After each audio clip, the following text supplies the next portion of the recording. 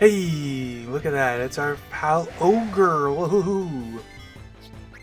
So Ogre actually has a pretty cool little attack script.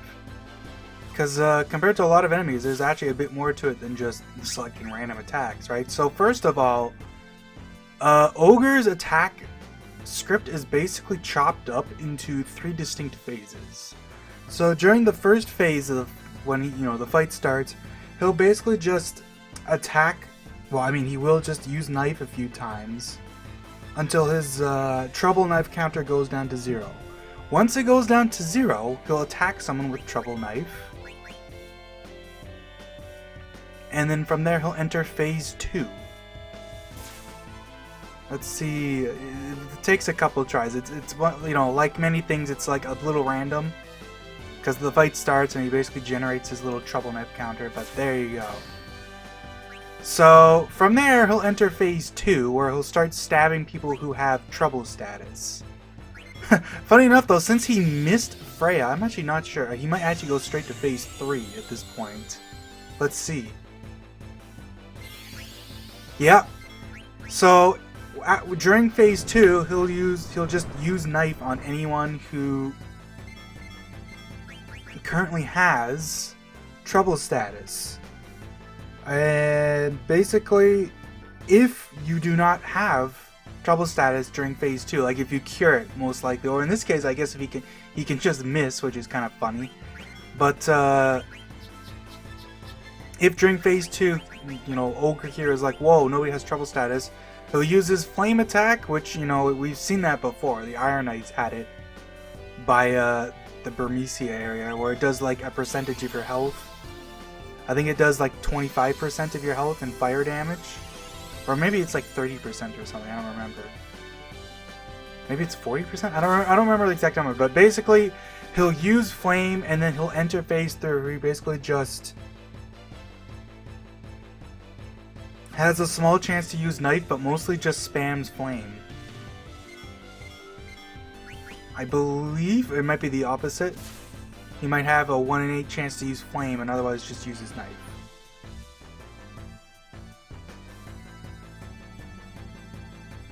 Boo doo doo doo.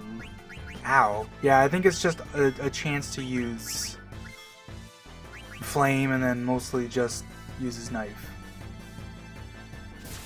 Jeez, lay off Quena. But yeah, they're a fun little enemy. I really dig them. Oh, also, by the way, I will mention, last time I stole an ether from this guy. Also, while I'm here, I want to see if this works. I stole an ether from this guy, and I was like, oh yeah, that's pretty good. So that ether was a 1 in 256 steal. Because I did not have Master Thief equipped. I thought I did, so I wasn't thinking anything of it, but yeah, no, I got like a 1 in 256 steal just casually from this guy, and it's like, oh, well. How nice for me.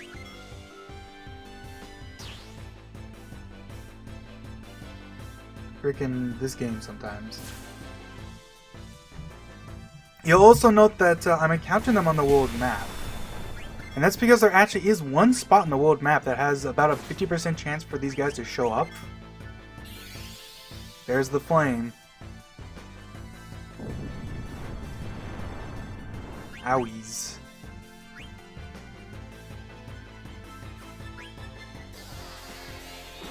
Tastes bad. I guess that guy isn't humanoid enough, Mr. like weird troll looking dude with a bag on his head. But I'm gonna show off that you can actually find them on the world map in one very specific spot. And it's not in the Forgotten Continent like you might expect. It's actually on the Outer Continent. It's in this earthquake area for whatever reason. There's like a 50% chance for them to show up. Why? I have no clue why this is the spot that they picked for ogres. And it's only on the dirt. If you are on the grass, they don't show up at all. It's a very strange spot because, like, obviously you can't get here without a chocobo for the most part. Although the reality is you actually can just kind of walk over here. There is this little gap, so you can in fact just wander on over here. There's no reason to, but I mean, hey, they're here, and they're here even when the encounters change on Disc 4. So you can't always get their their stuff if you want. I just think it's a funny encounter. Like, I guess technically you can encounter them like way before you're supposed to be able to, but also not really, because you can't get here until you have the boat. Because if I walk over here, right, you can't come to this area before either having the boat or an ocean chocobo, and you can't get an ocean chocobo without the boat. So, and you can't walk over here. Actually, you can walk through this little gap, but there's still nowhere to get to otherwise from here, is there? Because I think that spot would block you without the mountain chocobo. Yeah, if that didn't, then this definitely would. Big old root here. You just can't get over there without the boat. And, like, you don't do any dungeons before... Like, after you get the boat, you don't do any dungeons before all the plot stuff anyways. And then you're immediately hanging out with Kuja anyways. So, you're not really missing much. But yeah, anyways. I guess we'll talk... Actually, let me sit here for a sec. So, let me see something. I don't have Amaranth with me. Okay, well, we'll talk about some of Amaranth's stuff in a little bit, so see you in a little bit. Okay, so here I am to talk about Amaranth's abilities that we haven't gotten a chance to talk about yet. So, the big three I want to talk about, I guess the big two is Spare Change and Revive. Revive's not, like, too complicated. I've already kind of brought it up, but I just want to mention that, so Revive versus Life. I mean, I guess, for one thing, Revive basically... plays into Amaranth's whole jack of all trades, like, skill set that he has, where he's kind of good against a lot of ways. He can kind of help fill in like missing roles in your party, but Revive versus Life, it's like Life is more Revive is more expensive than Life, but it comes with some like extra benefits. So first of all, whatchamacallit? Actually, I'm gonna try something out here too while we're in the area. I'm gonna slap the reflect ring onto Zidane because I want to see something. I want to test this. That's expensive, alright. Auto reflect. Because this will also help show me something else about certain auto abilities. But, so when it comes to Life versus Reflect, or Life versus Revive, Revive is obviously more expensive, but in exchange it does heal more. Have I ever brought up the Life formula? So, unlike with, Cure, Cura, because Cure and Curaga, all the heal stuff just uses, it uses your magic stat and it just heals based on your magic stat. Like, it works exactly the same as regular magic, just it heals and also it ignores magic defense, so you're not going to get healed less if you're wearing better armor, right? Life and Revive work a little differently. They actually use the target stats instead of your stats, and they use their spirit stat. So, in the case of Life, it heals, based on their spirit stat plus 5. So if we take a look here, see that, for example, Amaranth's spirit stat is 20, Zidane's is a whopping 31, so he would get healed quite a bit. But so basically, it's a percentage. So it would heal 36% of Zidane's health to use Life on him. Revive is instead the target spirit stat plus 20. So Zidane would actually get healed for about half his health instead of 36%. So it does heal more to kind of make up for the fact that it's more expensive, and it does kind of help in that regard. In a way, it's sort of an in-between, because this game does have a full life eventually. And you could think of Revive as like the in-between of regular life and full life, where instead of fully healing, it's like it usually heals a pretty good amount. And the difference between them isn't that big on bigger spirit stats, obviously, but say for someone like Amaranth who has a lower spirit stat at 20, right? That plus 20 plus, versus plus 5 can make a big difference, because instead of healing a quarter of his health, he'd heal about almost half with the revive. But of course, he can't revive himself, so make of that what you will. But I also want to test out something, but I also want to talk about spare change. Spare change in this game is very unusual compared to how it works in like every other Final Fantasy game, because instead of dealing basically fixed damage based on like usually it's like it's either based on how much money you throw, or it's based on what level you are, and the money you throw just is equal to, you know, some formula based on your level. Like usually spare change, you know, guild toss, whatever you want to call it, scales with your level, and it does kind of do that in this game, but the way it works is very unusual, because I guess I won't show off the formula just yet. We'll see in a little bit. I want to see how revive works. So I slapped a core ring onto Amaranth because the Armstrongs here have 3 attacks, and the only attack they do that can actually like kill someone is Thundara, which, you know, if we have obviously if we have a core ring on Amaranth, he can't die. By the way, I love these Armstrongs. So like look at the design of this guy. Like, he's got the weather vane. They have a bit of a cat theme going on, surprisingly enough. Like, besides, like, yeah, they have the fish, you know, but they also have a cat on the weather vane up there. It's kind of hard to see because they're so freaking tall, but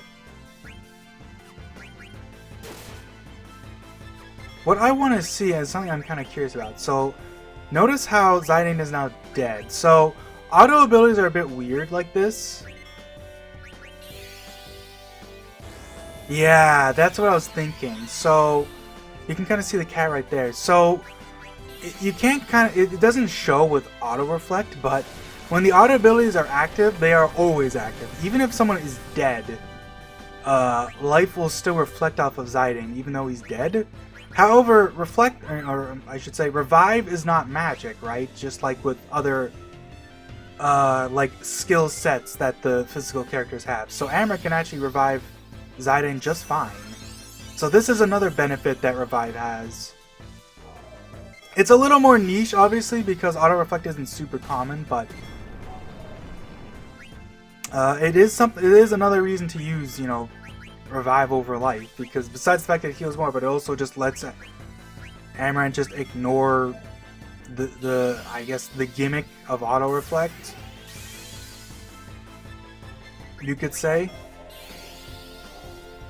This guy's gonna use cannon on a guy who has, oh, they used it on Amaranth. I'm shocked. Okay, so spare change. Spare change is quite an unusual ability. So when we throw spare change, you'll notice that like it doesn't let you select anything. So like it's not like Final Fantasy VII, for example. But the damage it does is also very low right now. And I'm sure you're aware of, like, well, that's a bit odd, right? By the way, those legs on Armstrong are like supposed to be cat legs, apparently, from what I've heard. Like, that's the idea, is it's a house being carried by a ton of cats. That's the joke. Something like that. I'm not sure, but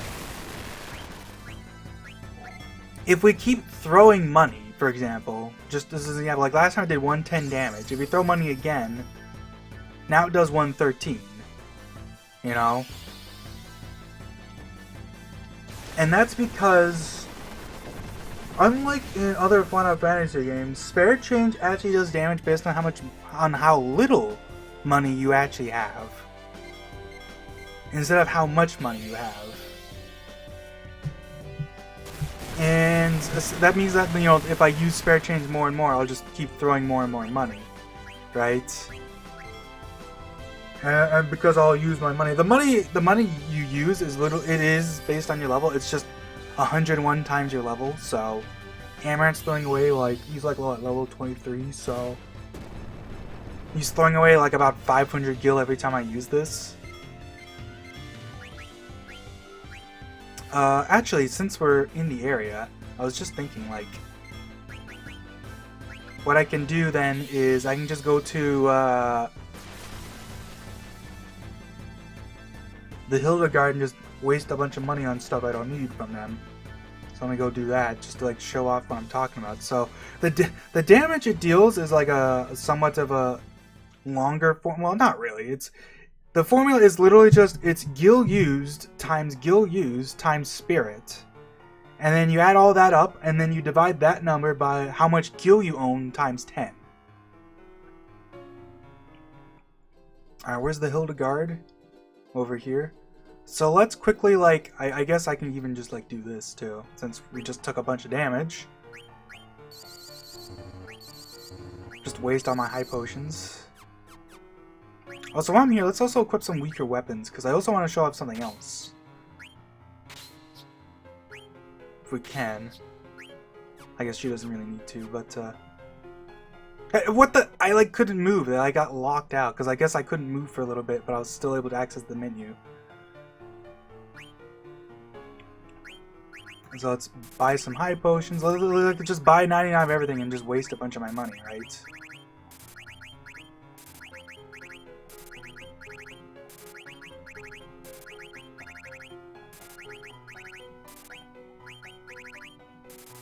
So you can see just like that, now we're down to only like 5,000 money. We just, used a ton of money on that. By the way, fun fact, so because this message of Zorn and Thorn here, from talking to the Hildegard here, is like the very, very rare message that's on the world map, I believe this message is actually included amongst the files for all 4 discs. Because the world map stuff kind of isn't segmented like that for certain things like this. So like even if you're on disc 1, this message can be told to pop up if you wanted to for whatever reason. It's like a weird thing. It works like that with the other messages that you otherwise wouldn't really be able to see too, like the Chocobo stuff.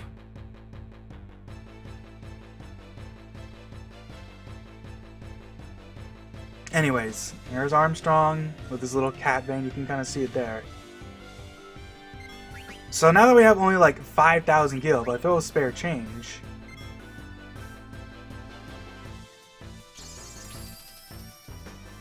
You can see it actually does pretty good damage. Now, is that extremely niche? Yeah, kinda. Like it doesn't help that at this point in the game, Amarant gets access. If you've been doing Choco Hot and Cold, Amarant has a lot of like strong attacks available to him now. But it doesn't hurt. That if you haven't been doing that, it's like a pretty good thing you can take advantage of, I guess.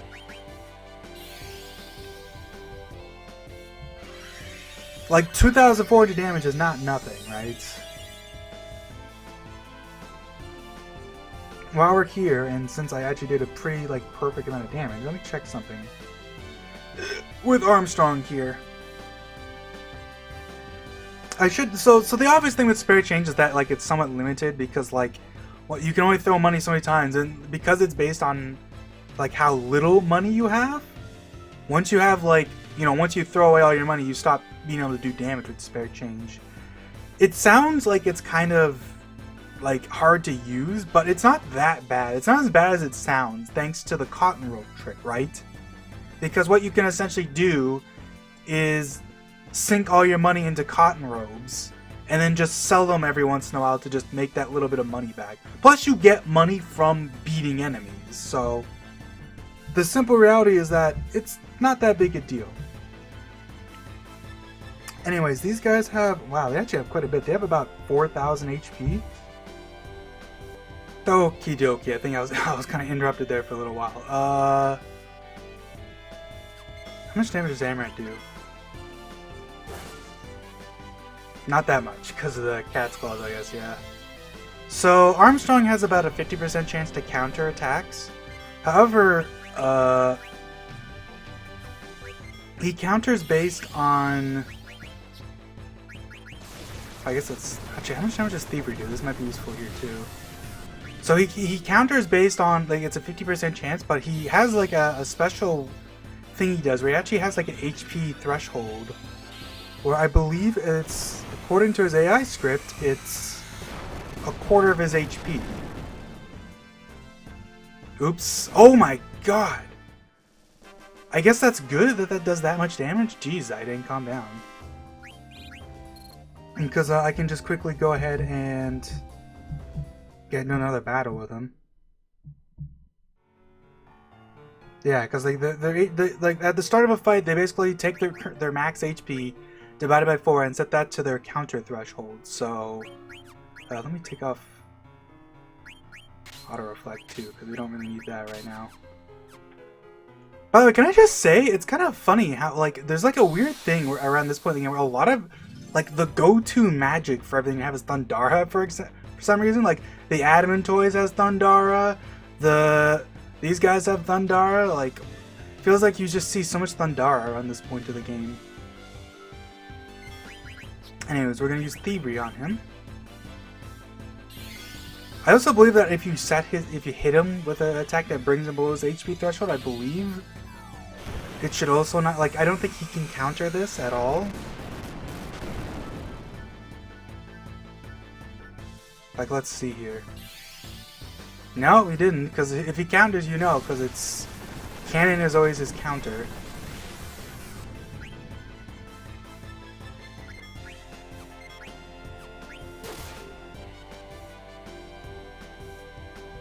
No counter. No counter. So yeah, basically they can't counter when they're low on HP. So if you use an attack that almost kills them, but not quite, then like you don't have to worry about getting countered, basically.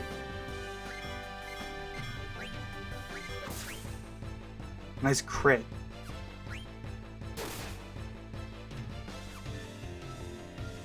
Yeah, see, they just can't counter at all. So that's a little fun fact for you. Low HP Armstrongs are nice and easy to attack. Just smack them a bunch, whatever, it doesn't matter. As long as you don't, like... As long as they're below a quarter of their HP, it's totally fine.